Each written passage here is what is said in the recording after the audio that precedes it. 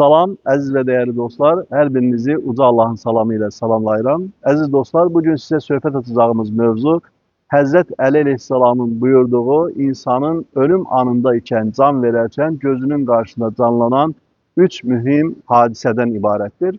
Həzrət Əli əleyhissalam buyurur ki, insan can verərkən onun gözünün qarşısında üç şey canlanar. Bunlardan biri onun övladlarıdır.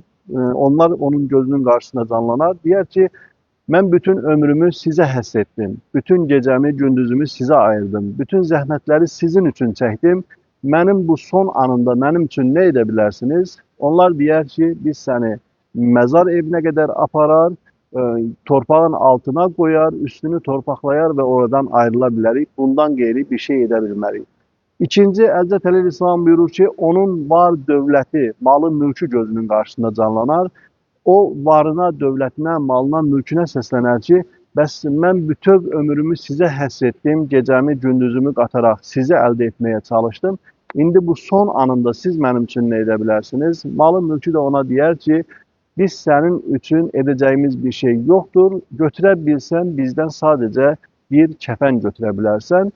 Sonra isə onun əməli gözünün qarşısında canlanar. Həzrət Əli əleyhissalam buyurur ki, həmin şəxs əməllərinə səslənər ki, bəs mən artıq ömrümün son anını yaşayıram və siz mənim üçün nə edə bilərsiniz? Əməli isə dilə gələr, deyər ki, baxmayaraq ki, sən dünya həyatında əməllərin üçün çox az çalışardın, yaxşı əməl etməkdən ötərin çox az səy göstərərdin, amma biz səninlə birlikdə məzara girər və qiyamət qopduğu zaman səninlə Allahın huzuruna çıxar və axirətdə də səninlə birlikdə olarıq, səni tərk etmərik.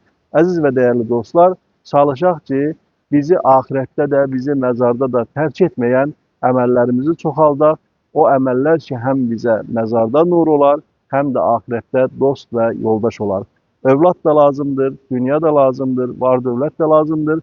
Övlad və dünya, var dövlət bizim əməllərimizi, gözəl əməllərimizi artırmaq üçün gözəl vəsilə olmalıdır. Əgər gözəl vəsilə deyilsə, bütöv ömrümüzü ancaq övladlara, ancaq var dövlətə, ancaq pula, ancaq mala və mülkə həsr etməyimiz ağılsızlıqdan başqa bir şey deyildir. Allah'a emanet olun, görüşmək ümidiyle.